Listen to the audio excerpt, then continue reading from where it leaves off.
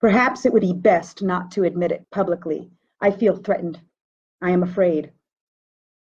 Oh, yes, so naive was I that I thought, especially during the early post-war years, that Jews would never again be slandered, isolated, handed over to the enemy whose heart was filled with hate. The world would never again be insensitive to our anguish. But I was wrong. What happened could happen again. The speeches, the votes against Israel, the anti-Zionist, anti-Jewish pamphlets that distort our hopes. One must not be blind not to recognize it. Hate of the Jew has once again become fashionable. One does not speak of genocide. One envisages the end of Israel. That is enough to justify my fear. Despair is not a solution. I know that well. I remember, and I am afraid. Shalom, everyone, and welcome to our annual program in memory of the passionate, the eloquent, the inspiring Elie Wiesel. It is on these days that we hear his voice, that we are called into a type of action that is impelled by a memory of the past so that we might protect the future, so that we might act in the now. It is my pleasure today to be able to explore with you the words of Elie Wiesel written almost 50 years ago in 1974, when he was watching what was happening all over the world, not only in the United States, but in so many different places. Fear amongst Jews was rising. Did it look the same? The kind of hatred that they were witnessing all around? It was taking on a different shape. It was taking on a different voice. And yet Elie Wiesel, with the wisdom that he carried into understanding these trends from his own experience as a child in Sighet, whose life was upturned, whose family was decimated, along with millions of other Jews who lost their lives, who were murdered, who were annihilated at the hands of the Nazis. But today, these 50 years later, we are not looking only at one party, one political spectrum. We are looking at a whole world who has embraced lies, demonization, and dehumanization of Jews in almost every single forum. In this piece that we are examining today, in his memory, Why Am I Afraid? Elie Wiesel is sharing the fears that emerge from the depth of his soul and the depth of his concern for humanity. Elie Wiesel became known as the voice of conscience, a voice for all humanity and for human rights all over the world. And yet he was, as always, true to his spirit, to the legacy of his own parents, and to the role that he played for our Jewish nation. He was concerned about Jewish rights, Jewish freedom, and Jewish fears. So we examine our fears today from the lens of his fears then. And I share with you bits of his writing that help us to elucidate a little of the fears and how he felt.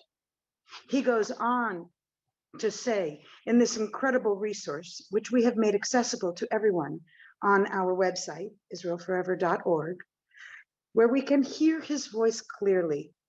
And he says, I say it reluctantly and for the first time. I have always placed the Holocaust on a mystical level beyond human understanding.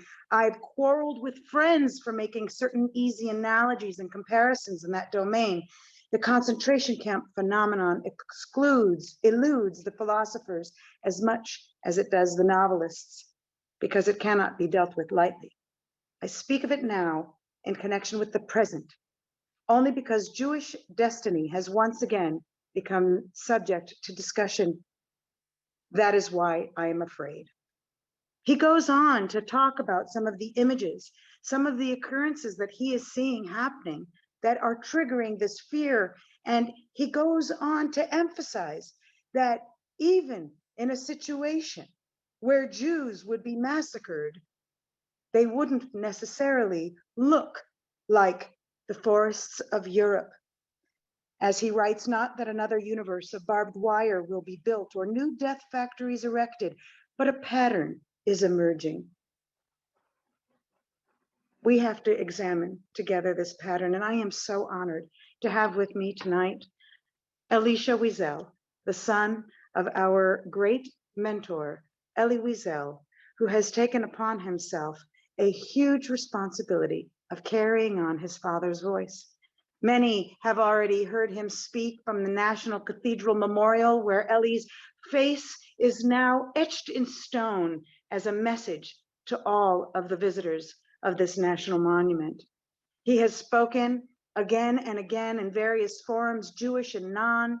He has continued to find ways where he can activate the passion he inherited from the man that we have all admired and who he called Dad. So Alicia, I'd like to welcome you tonight to Israel Forever's program, memorializing your father, Elie Wiesel. Thank you, Elana, my friend. It's so good to see you and to be with your audience today. I'm thrilled to take this conversation wherever it goes with you.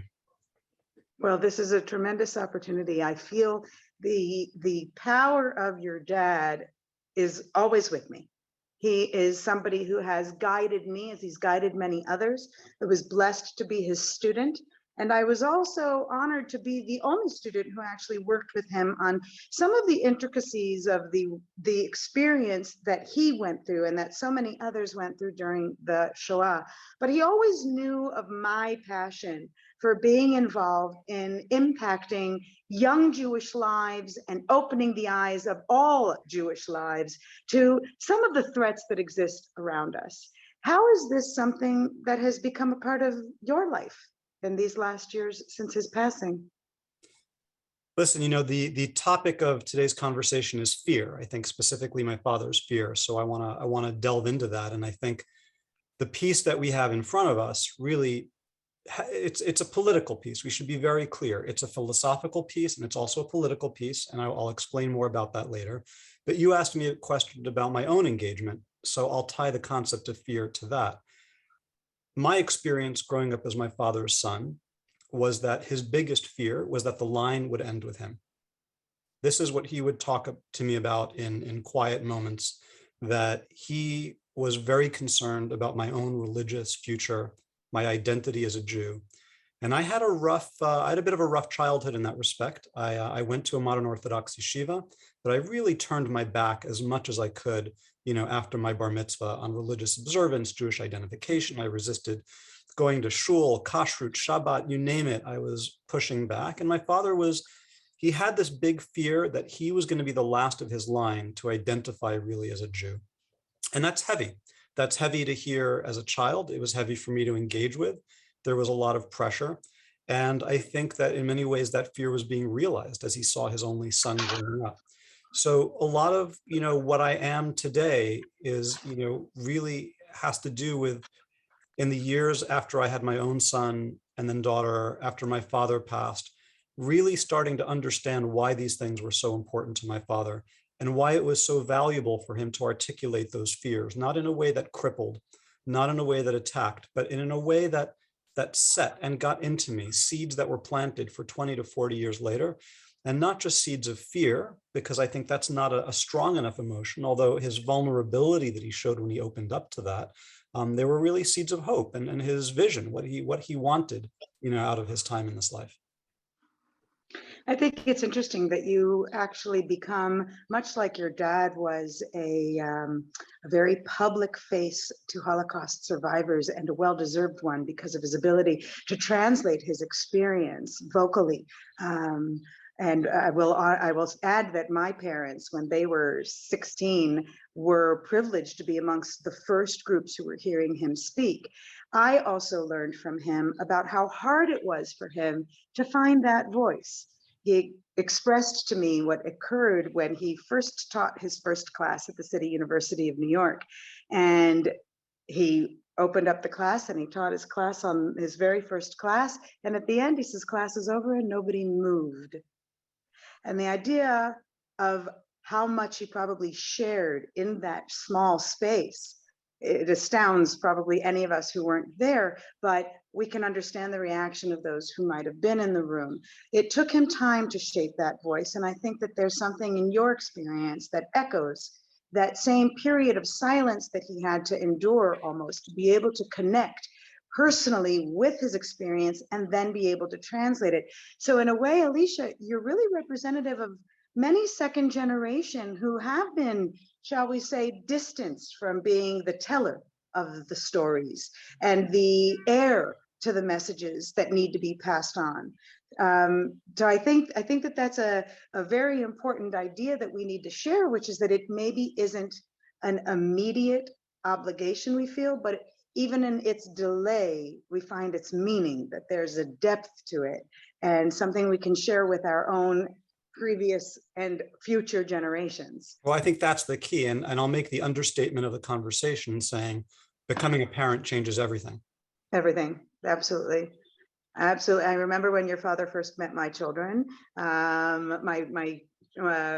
was an incredible thing to be able to show that our lives were continuing and that we are able to bring about the Jewish life, that he did have a fear would be the end of Jewry if we didn't find a voice through which to resist some of the trends that we see around us. I think that he even mentions, by the way, in this essay, that he feels what his father felt, which for me is actually a way of reminding us not to get political, that it wasn't exactly the same, and maybe he wasn't seeing exact parallels, but there was something he suddenly felt, suddenly realized, and maybe he has transmitted some of that down to you. You are awakening to it even after his passing, the way he awakened to it after his own father was already gone. Is there a question? Sorry. I think that no, I think that there's just some tremendous lessons that can be learned from this passing of memory and the need to become more actively involved. So tell me something. You created a program last year, a rally. Was already last year, the No Fear Rally, which in a way Perfect for this topic. Perfect, exactly, because when we think of Elie's desire to admit finally his fears, what he's actually doing is saying, use our memory of pre-existing fears, and let's do something to create action. Now, your call to action became no fear, that we can't live within it. So how do you bridge these two ideas between the fear we all share? Maybe, by the way, not even enough Jews in the world do realize that there is a value, and is actually a reality of fear that we should be waking up to. And your efforts to counter that fear and to say, no, we should be able to live and fight for Jewish rights without it. It's a great question. I mean, I think that since you introduced the rally, maybe it would be worth my mentioning what was the fear that I thought was at the heart of the rally. There's always, as in so many things, you have the, in Jewish learning, you have the pshat, the plain reading, and then you have the drash, like the deeper one. And I think the pshat is, that we shouldn't live in fear that we can't wear yarmulkes, we can't have an Israeli flag, we can't show up in public spaces in America and Europe and declare our Zionism and declare our Jewishness with the fear that we're going to be attacked, verbally abused, beaten, whatever it is. That's the over, the simple explanation. But the deeper one for me is the whole reason I put together that rally was a different fear that I had, which was that the Jewish community was profoundly broken. My fear was that we were so split down the middle on issues of Israel-Palestine that when I went around, I remember the bombs were falling, in Israel, sent from Gaza, hundreds of bombs. And I went to, leaders in the Jewish community, and I was trying to say, hey guys, we've got to be doing something, newspaper ads, get together, show our solidarity, like, where are we? And I heard a lot of fear in response. I heard a fear that, much of the congregants at the shuls were very liberal leaning, and they might leave and maybe funding would dry up. And, they didn't think that their parishioners would be there for them. They didn't think their community would be there for them if they came out as strongly pro-Israel in that moment.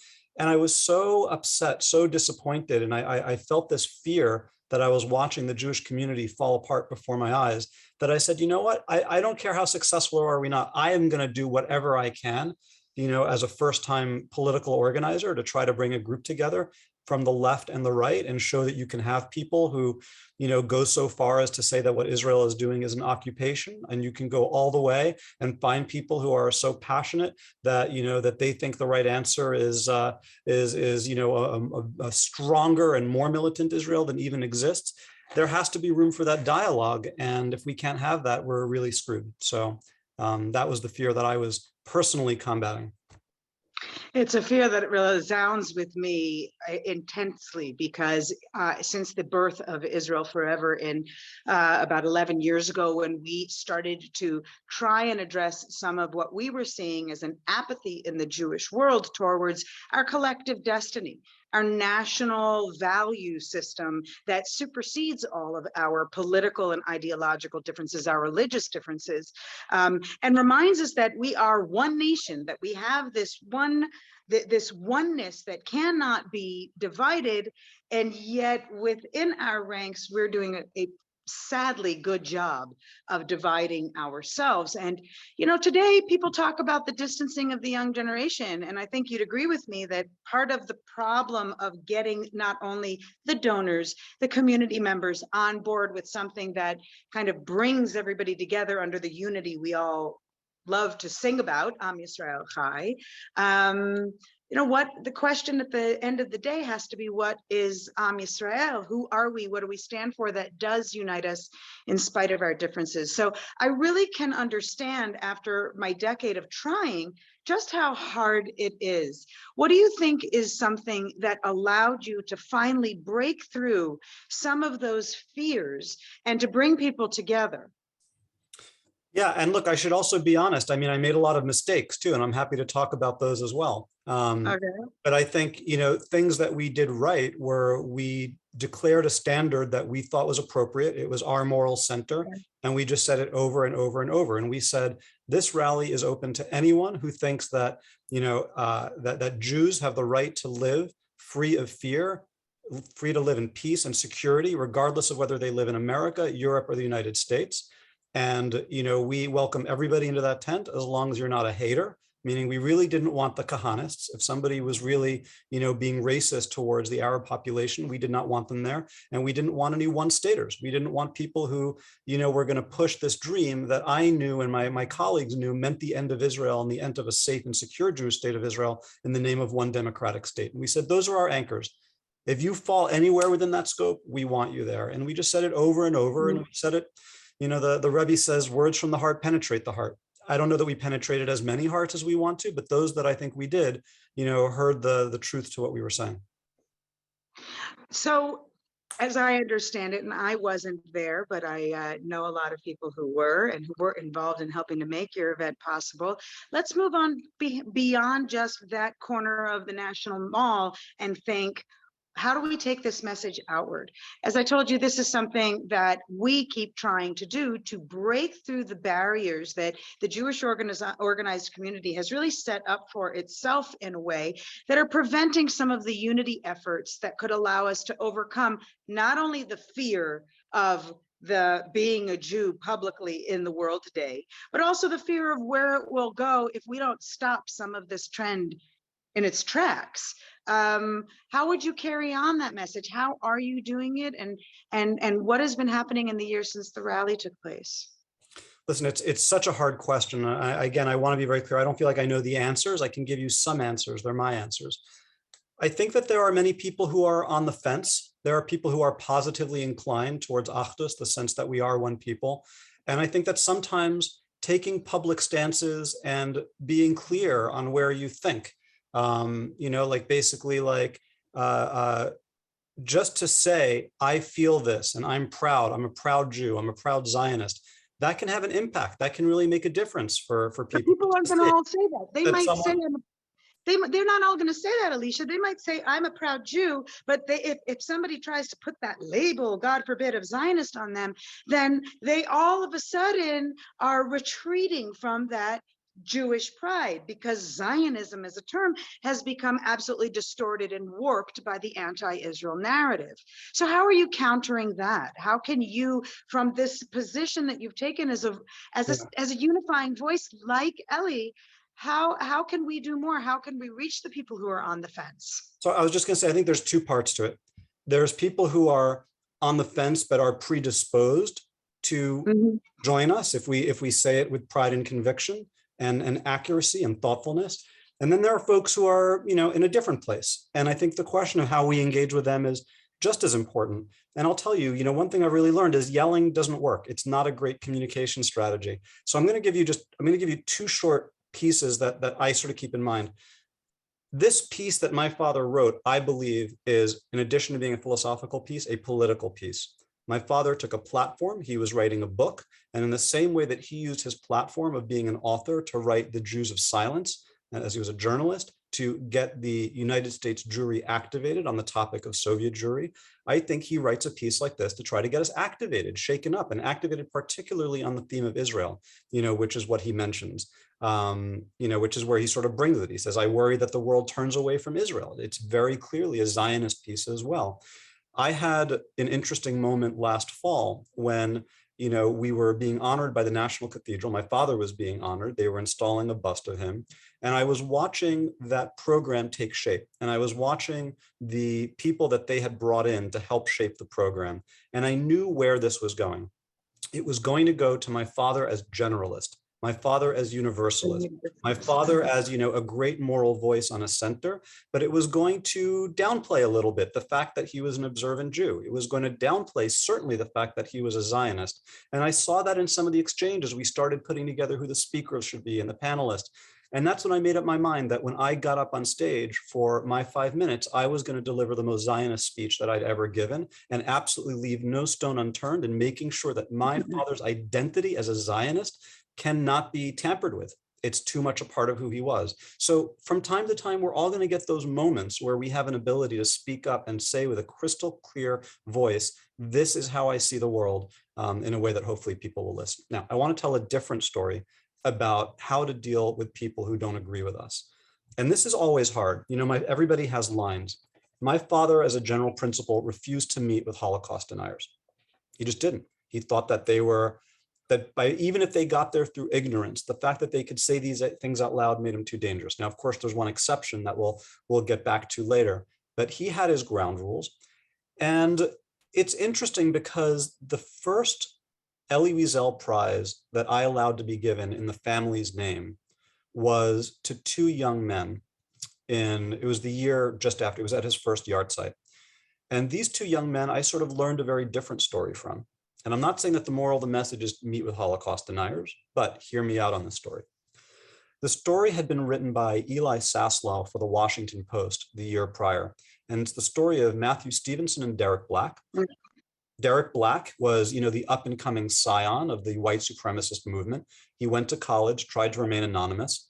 And, as before he got outed, he actually ended up meeting this guitar playing, Jew, actually converted from Presbyterianism, interesting story, but this Jew who invited him to Shabbos dinner, and then another one and another one. And this Jew, even when he found out that this was, a white supremacist, kept inviting him to dinner. And over the course of 2 years, by having continual dialogue, Derek ultimately renounced his white supremacist beliefs in a public letter to the Southern Poverty Law Center. So change is possible, and you don't get it by yelling at people or shunning them. You have to engage, and finding the right way to do it is an art, not a science, but I believe in it very passionately.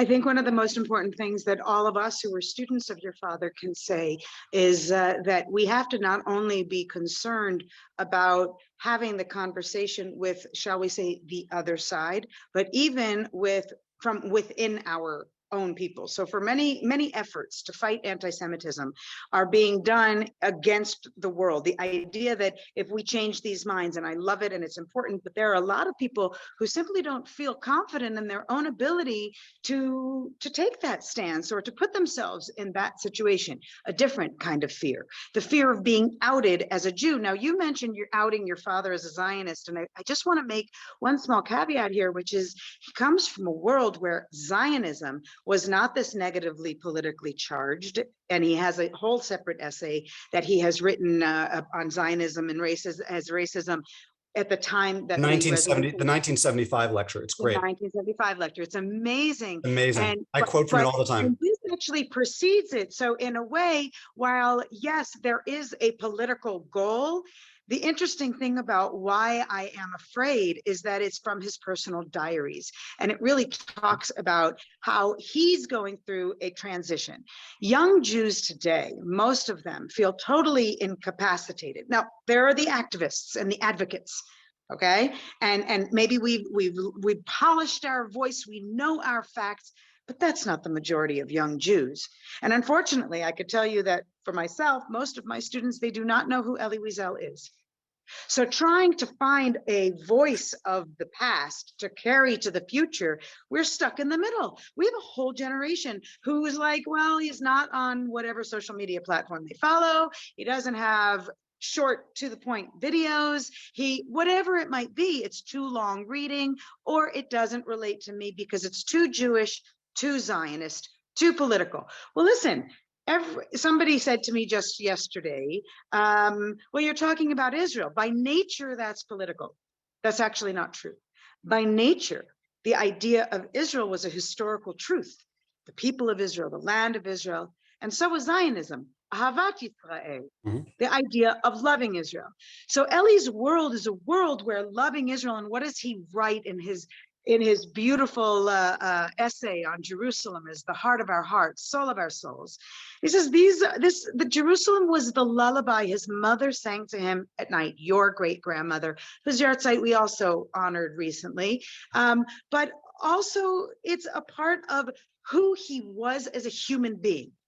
So bringing us back to the question of young Jews today, because our viewers are probably not of that generation. They're the parents and grandparents of the kinds of people who we need their voice fighting against this fear. Alicia, what's your advice to them?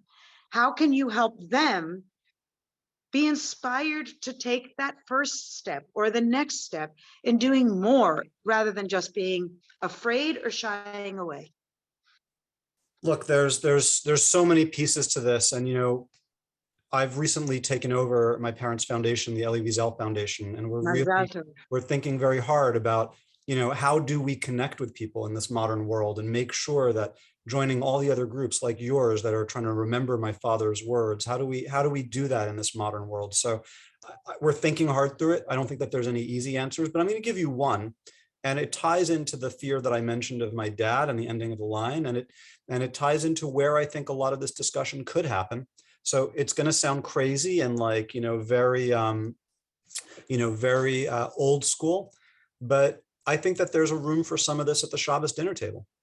And I think that there's, a lot of this comes, I have a core belief, and it's interesting. I was watching the chat scroll by and seeing what people were writing. And I saw one esteemed individual who I know and respect very well said that it's the role of the second and third generation to promote Holocaust memory. I see it a little bit differently from my friend Steve. I see it, yes, Holocaust memory is important, but the most important thing I actually think that 2 and 3G can do is promote the Jewish experience.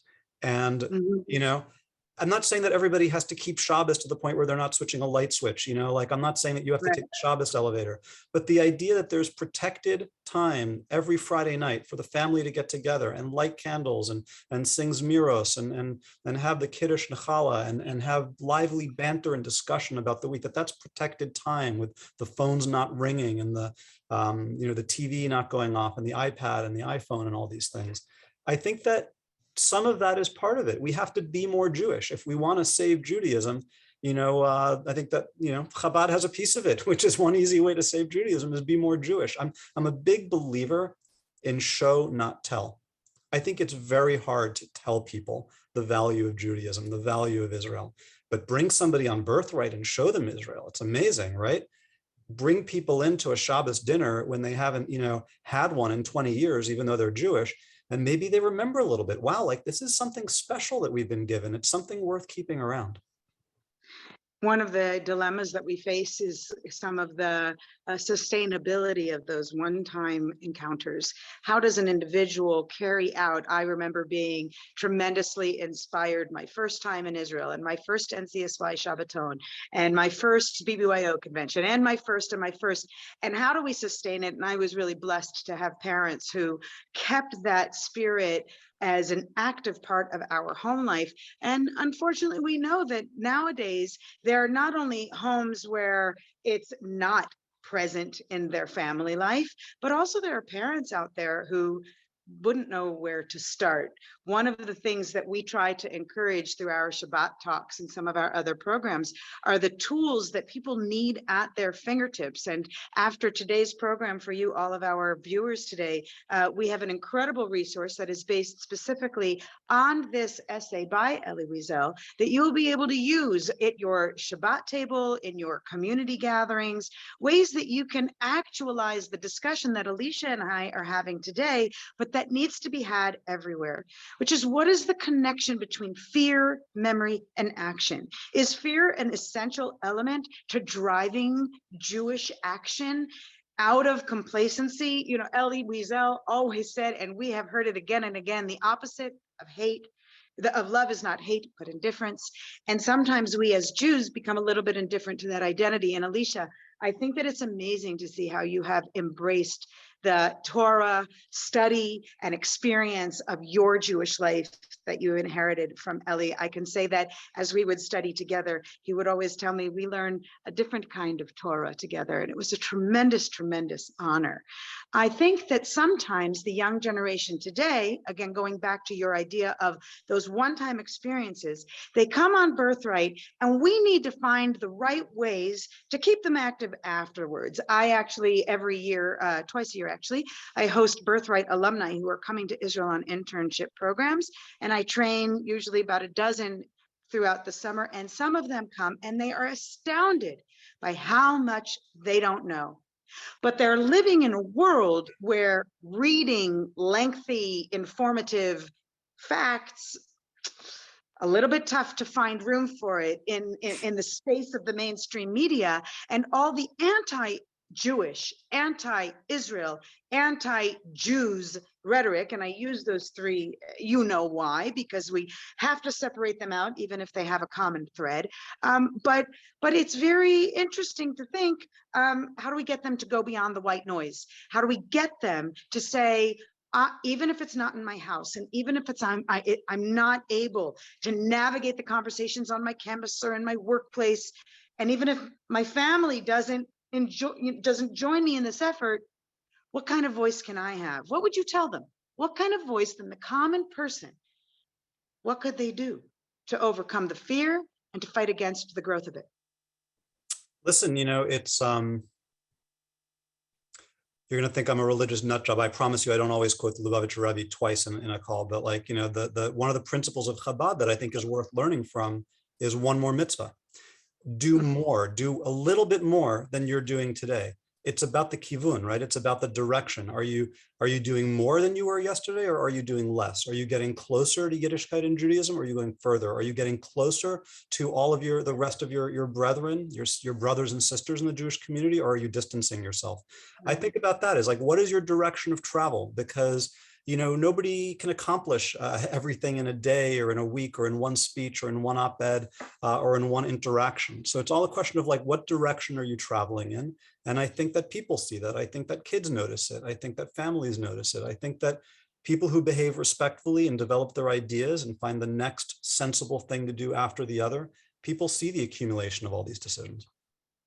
So all of the responsibility rests on every single one of us, that we take one more step, and we ask one more question. As Bingo, I was going to say that. As your father always said, that he prays to Hashem for the strength and the guidance to ask the right questions.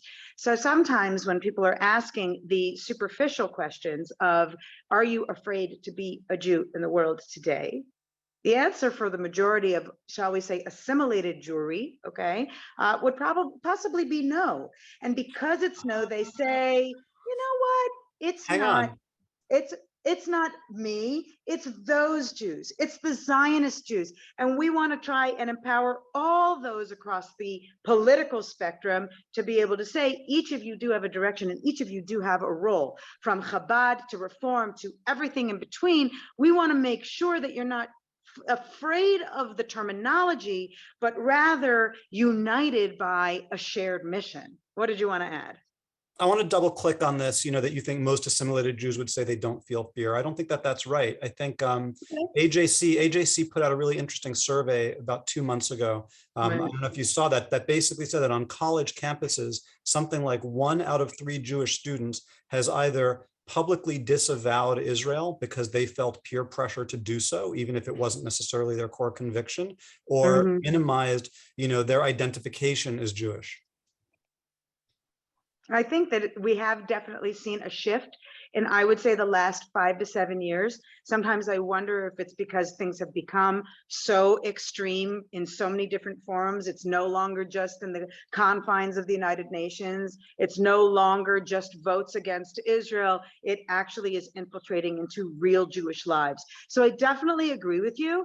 I think that we just want to be able to encourage people that it isn't only about frontal advocacy, but rather about the real conversations we're having with the real people in our own lives. I think that's one of the most important things, that if we can have the conversation with, I have a friend who we are, exact opposites in all of our views, be it religious or political.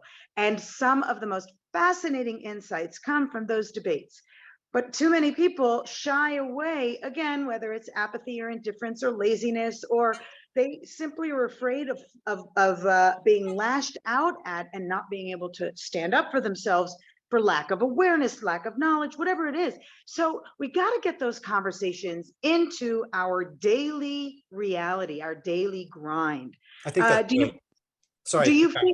Do you think? No, you're in so many different forums, Alicia. I'm enjoying it because as I sat with Elie, and we would talk about you. I won't lie, and some of the frustrations. You and I are about the same age. And I remember when you and I met on the Washington Capitol steps and Elliot introduced us. And afterwards, he and I spoke again about you and the resistance because of so much of the work that I was delving into about why what you were going through was so natural, that it's a natural part of the Jewish identity development to have things that we resist and things that we're struggling against, and only the strongest are actually able to stop, breathe, focus, and find a way forward. So Alicia, I do have to tell you, having sat with him for 11 and a half years of study, I only know how proud he must be of you. And I know that your mother is as well, with her tremendous experience also that continues to be shared with the world in many different forums. I think that how are you at all personally afraid to take on that role? Are there any fears you have? It's funny, I don't really have fears about the public advocacy. We took out, I took out with Bernard-Henri Lévy and Natan Sharansky a full-page ad really attacking China for its treatment of the Uyghur people earlier this winter. And, I beefed up all my passwords. I made sure my Wi-Fi network was like as secure as I could from any Chinese cyber hacking. And so there was a little bit of fear about that, but I wasn't really scared. I had a professional engagement where somebody called me and said, "We're too scared of China. We can't deal with you anymore." Okay, fine. What's the cost of professional engagement I don't have? I don't sweat that stuff, to be honest. I sweat one thing more than everything else, which is my kids and how are they going to turn out? And am I doing the right message? Did I not push, Yiddishkeit early enough? Am I pushing it too hard now? How do I know if I'm pushing it too hard? And that's what I really put all my, if I were to open up and be vulnerable, my fear is all about, am I getting the parenting thing right? And am I pushing my kids away even as I try to bring them closer? And I feel exactly that I'm in the same spot my father was when he wondered, are my children going to get it? And are they going to continue this grand experiment of our line of the Jewish people? So that is I think about it all the time. There isn't a day that I don't confront that fear when I get out of bed in the morning. It's an important fear to have, because maybe that answers the question of whether fear drives our action a little bit. That we do not want to see this happen, and so we are going to do everything possible to drive ourselves in the opposite direction. I think that Elie, and in this same essay, if I could just reference it, that he writes about talking to his students, and as I told you, I know that he related it also about his son. I look at my students and I tremble for their future. I see myself at their age in a continent in ruins, and I do not know what to tell them. Would you tell your children, Alicia, would you tell them that no matter how many years pass, but the fear over Jewish freedom and Jewish rights is actually something that might never leave us? I don't have, but here's the thing. I want to get back to this show versus tell. I don't tell them, I show them, because at our Shabbos dinner table, if something is going on in Israel, they don't have to hear the facts that I'm reciting or what it is I'm concerned about. They'll hear it in my voice. They'll hear it in my wife's voice. If my mother is visiting, they will hear that if something dark is going on in Israel, our Shabbos dinner table is a little bit darker. There's a little bit more concern. And sometimes they feel the emotion more than they do any particular words or message that we might craft. I think that's probably also true about experiences that, or events that take place around the world that are attacking Jews in any form. But unfortunately, most people don't think about it as affecting them directly. I remember one Holocaust survivor had said to me, what are the Jews waiting for? To come home bloody at the end of the day, for somebody to physically beat them? That's not the way it's going to be anymore. It's going to be a world where words are the weapon that infiltrates whole societies and enables them in their hatred against Jews. Now, your father said also in a different speech, he talked about how the world, the survivors envisioned a world after the Holocaust where Jew hatred would be eradicated because no one could possibly continue the type of hatred that brought about this human catastrophe. And yet, what are we seeing? It's not ghettos and cattle cars and concentration camps or extermination centers, but it's words. And on social media everywhere, or on Google search, or wherever you go, the words that are being used are about stripping Jews of any legitimacy in the world, not just about Israel, that nowadays it is okay to hate Jews. Do we need fear for the next generation to a certain extent to be able to encourage those who don't have you or your fatherly style of wanting to imbue them with Torah? Maybe that fear is a part of what they need to understand can always come back again. Look, God forbid that there should be more attacks. God forbid that Israel's position should ever be weakened. But fear is a natural survival driver. It's an instinct that keeps us alive. And when we lose the capacity for fear, as did so many of the assimilated Jews in Germany in the 1940s, you don't do the smart thing. You don't leave when it gets too hot. So fear is something we need to cultivate, unfortunately, and make sure that you don't want it to be an unhealthy fear or crippling fear, but in knowledge of our past. Our people have to know that Auschwitz was real and that it happened. They have to. That has to be something that's incontrovertible, and that is an anchor of this. This is what happens when we don't pay attention, when we don't fight it. I think there's also the element of manipulative fear. We see a lot of fear mongering happening from all the arenas in the political and social spectrums. And, you're afraid to go one way or lean the other, or come out publicly in position on various issues because you're afraid. We've had, for example, former ambassadors of Israel Forever who actually have turned to us and asked us to take their materials that they've crafted off of public view because they have been asked for a position, offered a position, an employment position, and the employer has insisted that they do not have any public representation of their Jewish life, Jewish identity, Israel connection.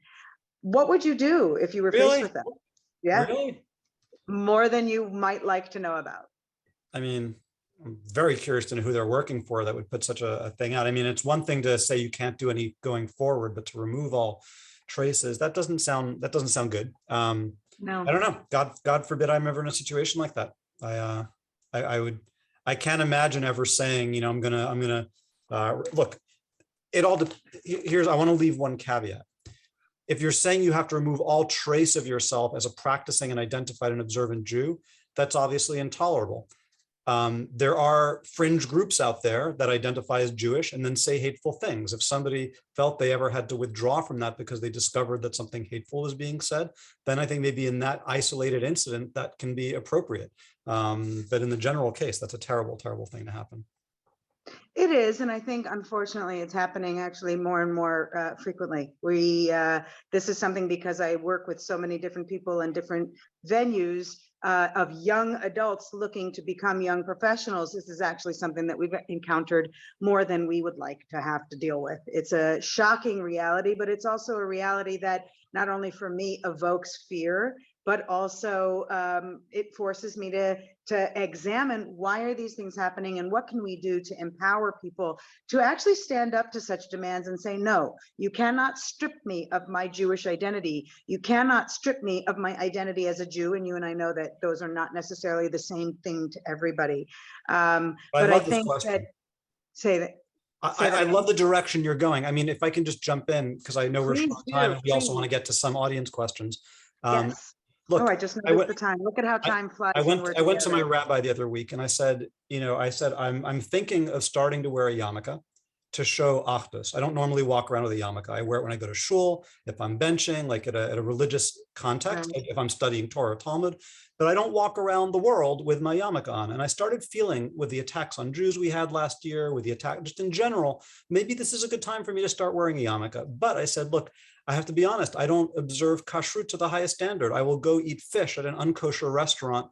You know, what's the right halacha? Like, is it more important to have the achdus and start wearing a yarmulke because the more Jews who publicly identify as Jewish, that's a good thing?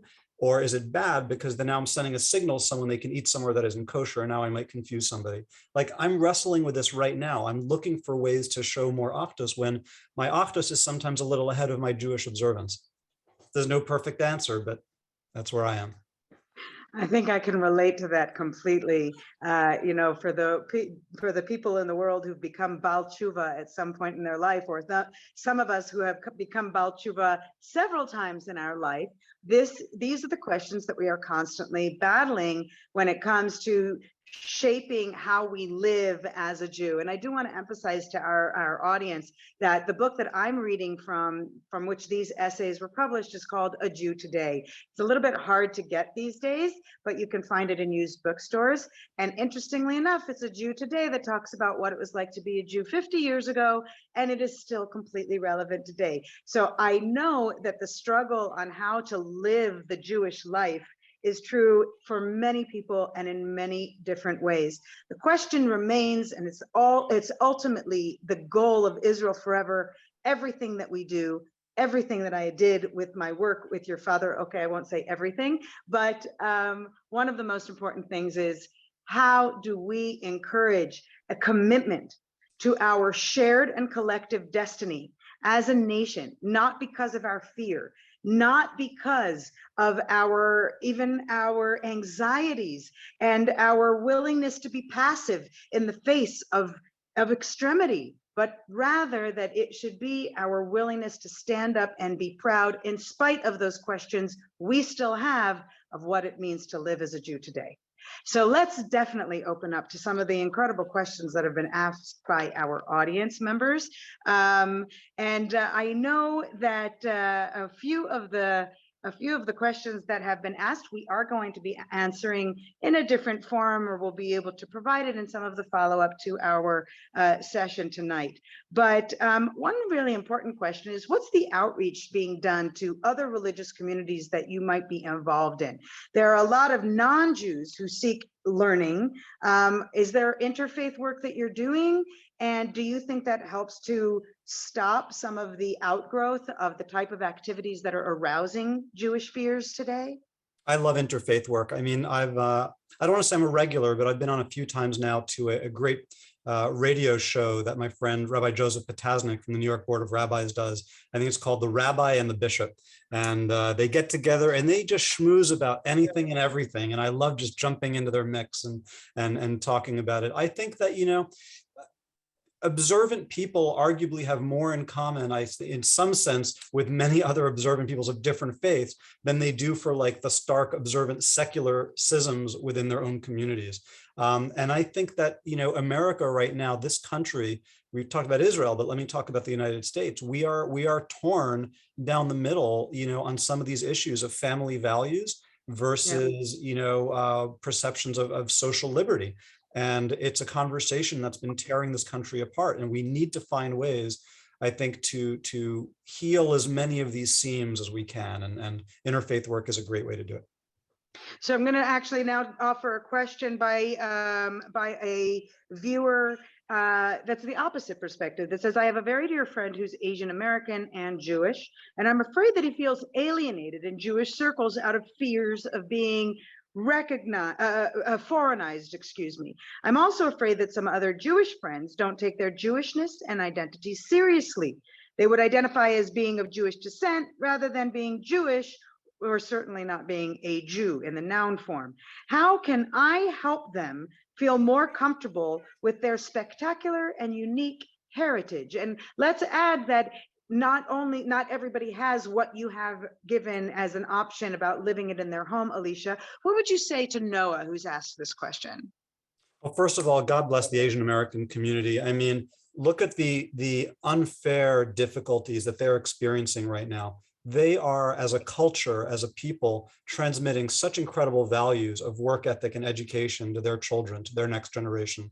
And they are just absolutely killing it, just doing amazing on the test scores and reading the books and writing the essays and solving the math problems.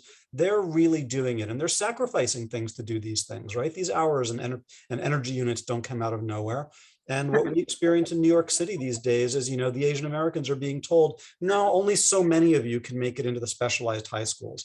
A lot of what's happening now in the name of DEI is, unfortunately, I'm going to say it has consequences that themselves are racist. And the Asian American community, I feel like, they're experiencing now what the Jews experienced in the early 20th century, when there were only so many spots at the top colleges that were being kept for them, despite no matter how hard, our people were working. So I think we have a tremendous affiliation there and shared history of an experience in the New World. And, what can you tell your friends who don't feel comfortable in their own Jewish skin? I mean, I think it's always one step at a time. If they can't observe Shabbat, can they at least experiment with turning their phone off for 10 to 12 hours on Saturday and just see how that feels? Like, make it a purely scientific experiment.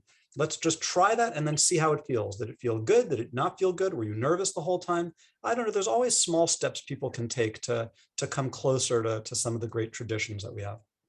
And of course, I have to add, they have to keep coming back to Israel forever, because that's exactly Yes. what we do, which is to break it down into the small steps that become palatable to the common person.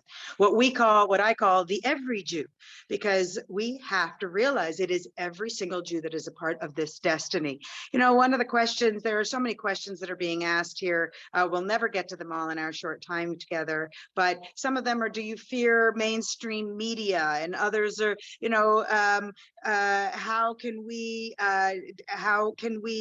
recognize some of our concerns so that we can empower more people without the information, which we've talked about, to do more. How can we, and I think this could be one of our last questions for today, how can we capitalize, shall we say, on the antithesis of fear? What do you believe is the antithesis of fear, and how can we build upon it? Look, the antithesis of fear of hope, which my father said, hope is itself a moral action. I showing, not telling hope, right? Telling everybody you should have hope. Okay, he says I should have hope. That's one thing. But look what my father did, right? He didn't just say, he did this incredibly bold decision. He grew up in with what he went through after the war, he was asking himself, Does the world deserve any more Jewish children? Does God deserve more Jewish children? These were like highly charged questions and decisions that reflected how bleak his worldview was, everything that he'd seen. The decision to start a family is an act of hope. The decision to teach students is an act of hope. The decision to write books, these are acts of hope. So I am always going to refocus you and your listeners on showing rather than telling. I love it. I think it's just so important. And your father was a master at showing, and he was not only telling with his words, even when it was written and even when it was spoken, he was still showing. He brought things to life with every single encounter. You could sit with him and you could feel Bilgoraj come to life. You could sit with him and you can sense, you can share the experiences he would always demonstrate of how a pain can be translated into meaning and even into laughter. And your father's laugh stays with me forever. But his inspiration on hope, I think, is something that we all need to remember, that hope, as another quote by his, somebody asked me what's the story of the photograph behind me, which was gifted to me. And it says one of his famous quotes, which is, hope is like peace. It is a gift only we can give to one another. And it shows that we are intricately bound as one nation, also as a human nation, but that we cannot separate out, we cannot erase that uniqueness of what it means to be a Jew, what it means to emerge from this space of fear of 3,000 years of history of it, and to use it always to drive us forward in our actions so that we can create hope for our children, our children's children, for all of mankind. And then maybe we truly are the light unto the nations that we are destined to be. Amen. Amen. Alicia, I want to thank you again for your time tonight. I think that it was just something really profound. Thank you. And I can feel him with us. And by profound, I mean not only that it should go off and be another video that whoever watches, but more importantly, it sends those messages that we've shared today out into the world, a world that needs to hear them. The world is aching without the voice of your father. We are witnessing a whole change and I'm almost grateful that he doesn't have to witness it himself, so that you and I can continue to take on this inheritance. And I hope that this is just the beginning of us working together to do so. Amen. And kol hakavod for all of your work and your family's work and all of your great leadership that you brought together. Thank you very much. We will continue to build generations for no fear. Thank you so much to everyone, all of our viewers. You please come and visit israelforever.org and be inspired every day, what it means to be a part of our nation, what it means to carry on this legacy, and to be able to speak eloquently, to have the conversations that need to be had, the difficult questions that we need to face, and let us all come together and continue to resound Am Yisrael Chai, and let us always carry on the legacy and the memory of the great mentor, Elie Wiesel. And may we all say amen and thank you for all of the strength we have been given. Thank you so much, Alicia. Please be well. Okay.